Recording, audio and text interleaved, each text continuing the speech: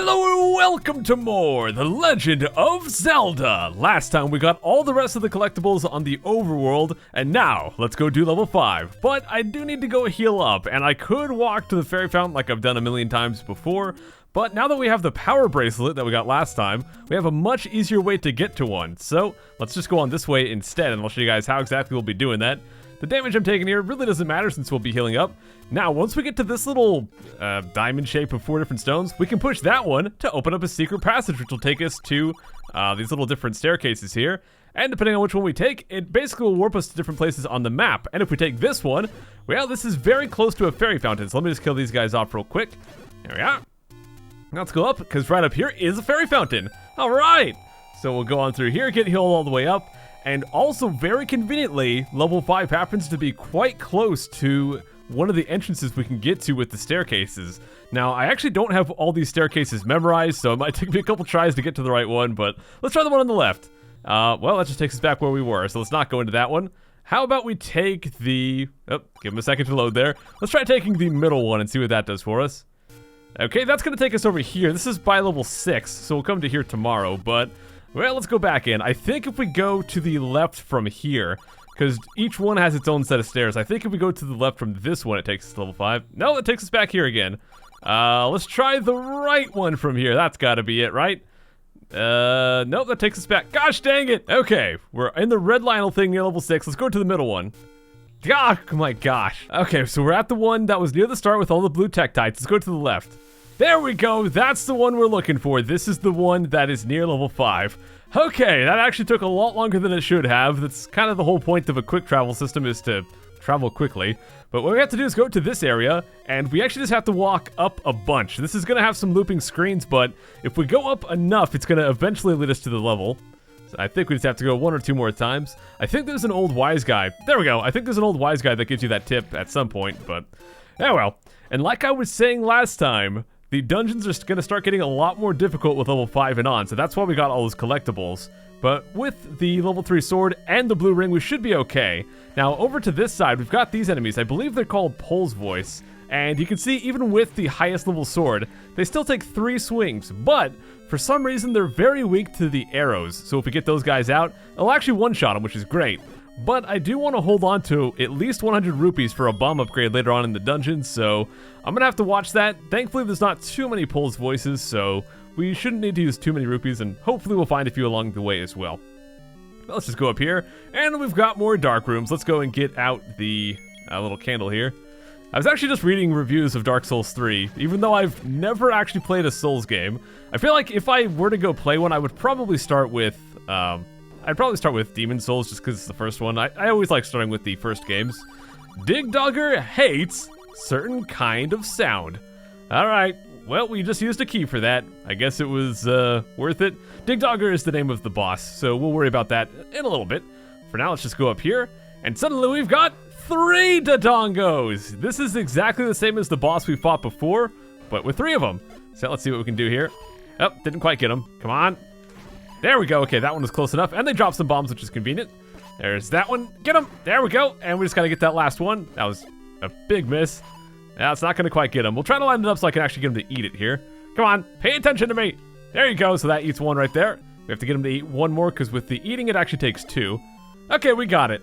So that'll blow that guy up. It'll open up the door on the left. I want to go to the top first because we can get the map up here. So let's go up and we'll just go ahead and grab the map. And that is all there is here. If we light this place up, you'll see that we actually can't walk across the water. It's too big of a gap. So we'll just go back down and go to the left here. And the map, I believe, is meant to be a lizard. When I look at it, it kind of reminds me of like the Atari sprite for E.T., but I'm pretty sure it's meant to be a lizard. I guess it's like the mouth with the eye. It almost looks more like a turtle than a lizard, but no. Let's go down here, we'll grab this key, and then we'll go to the bottom and to the left. Yeah, we'll go to the left after this. By the way, these guys, Gibdos, they're really not very dangerous because they're so slow. With the white sword, they'll take a few hits, but they're just so slow, so easy to dodge, it's not really worth worrying about. Now, right here, we actually don't push any blocks. We just have to blow up the walls to get through here. So we'll blow up the one on the left first. Or we'll blow up both of them, but we'll go through the one on the left first. And inside here, this is why I wanted to get all those upgrades. We've got blue Darknuts, With the magic sword, they only take 2 hits, which is not too bad. Without it, it's like 3 or 4 hits, actually. And, well, they do a lot of damage as well, so it's a lot easier with these upgrades. So definitely consider getting all these upgrades if you want to have a little bit of an easier time with these guys. Look at that, they did 1 heart of damage per hit. I got hit twice there. Per hit, and that's with me taking half damage. So that would have been 4 hearts just like that. They do a lot of damage. For these bats, let me switch back over to the boomerang here. I don't think there's much reason to kill these guys. I actually was wondering about this earlier. I don't actually know if enemies can drop items in those little side-scrolling sections. Maybe they can, but I really haven't thought too much about that. Okay, here we've got a couple doors to choose from. I guess we'll go to the left, see what's over here. And let's see, we've got more blue Darknuts. Okay. I think I actually want to go to the other path first, but let me see something. I know we have to push this block, but I'm not sure if we can do it. No, I think we have to kill the Darknuts before it'll actually let us push that. And even with all these upgrades, these guys can be pretty dangerous, so we've got to be pretty quick here. And you can also use the block in the middle to kind of help you out, because obviously the Darknuts can't step onto that block, so you can kind of use that to your advantage to try to line them up so you can stab them. But as long as you just stay ahead of them, it's not too bad. Come on. There we go. And now with them dead, we should be able to push that. There we go. I'll come right back to that in a minute, guys. I think I want to go to the down path first. Got this a little bit mixed up in my head. I think this is where we got to go.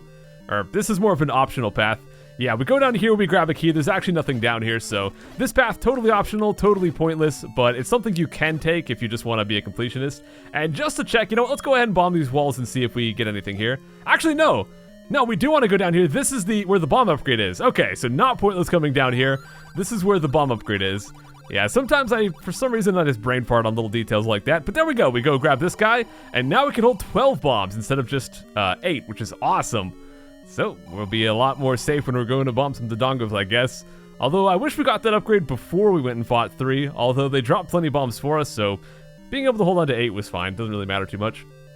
Okay, so let's push this block again to open up the staircase a second time, and this time we'll actually go down it. I'm really glad I went to the other side before, never mind, I guess I could have just gone down here and got this anyways. Right, getting things all mixed up. Yeah, the dungeons start to get more confusing. It's not super bad in level 5, but we will start running into a lot of places with dead ends, rooms that are kind of pointless, stuff like that, and a lot more secrets. The stuff is going to be a lot less straightforward. You might notice, for example, that I'm at the top of the map right here. So we're kind of actually like going all around the map by going inside these different little staircases. So once I go back inside here and we go to the other side, you'll actually see I'm going to not be at the top of the map anymore. I'll be back where we were near the bottom. So yeah, things are not as straightforward as they used to be. And I'm not going to be fighting these blue Darknuts again. Let me just try to dodge them here. Somehow I managed to not get hit. And now we'll take the right path. So we blew up that wall before. Now we'll actually go that way. Just going to also avoid the Gibdos there. Now we're in the dark. I think we've got to kill these guys to open up that top door. So I'm going to go ahead and kill them, but let me light up the room first. Just so we can actually see what we're doing. There we go. And there we go. Okay, cool. So now we'll go on through here. And we're back in the room with the Dodongos. This time I want to go to the right, because I think this side leads to another warp area that's going to take us to the boss. So let's just go inside here. Let's kill a few nerds, and we'll go through that top door. I don't know if these guys drop anything. Well, 5 rupees. I'll take it. I need that ammo for my bow and arrow. The bow and arrow, I believe it's required for level 6. For level 5, we're just kind of using it for the Pole's voice to help out, but not required. I believe level 6 it is required, though, so let's keep that in mind. I would honestly just go get it. It's only 80 rupees, not that big of a deal. Let's see, which path do we want to take? Let's go to the top here, and this will take us to a dark room. I believe the left path will just take us into the map room that's at the north of where the Dodongo room was, so it's kind of pointless to go that way.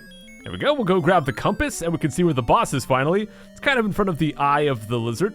Let's just go inside here, light this place up, and let's get the bow and arrow back out for these Pole's voices. Now, I don't know about this too much, but I believe these guys were originally... They originally used a feature on the Famicom, the Japanese version, and the Famicom controller had a microphone on it, so they were affected by the sound of the mic, I believe. So that didn't carry over to the American version because we don't have a mic on our controller, so correct me if I'm wrong about that, guys, but I think that's what that was, or how that worked in the Japanese version. So maybe they replaced the sound weakness by the bow and arrow, or maybe they were always weak to the bow and arrow. I'm not sure how that worked, but yeah, I've never played the Japanese version. Let's just go kill all these guys. We're down to 7 keys. That's how many we entered here with. Well, that's going to give us an 8th one, I guess. There we go. We'll just go right across here. We're almost at the boss. The Triforce is going to be at the top, so the boss will be like right beneath that most likely. We've got quite a few of these guys. Took out 3 with 1 shot, and they dropped to 5. So we're actually going to leave this room with more rupees than we started with, hopefully. Or about the same, I guess. But let's go through the room to the left. This is where the boss is going to be. Now, we could go to the bottom. The door's open. We could just go right inside. But remember, the old guy said that Dig Dogger hates certain sounds. So the item that we got earlier is a recorder or a flute, whatever they call it in this game. And if we play that, it'll play a sound.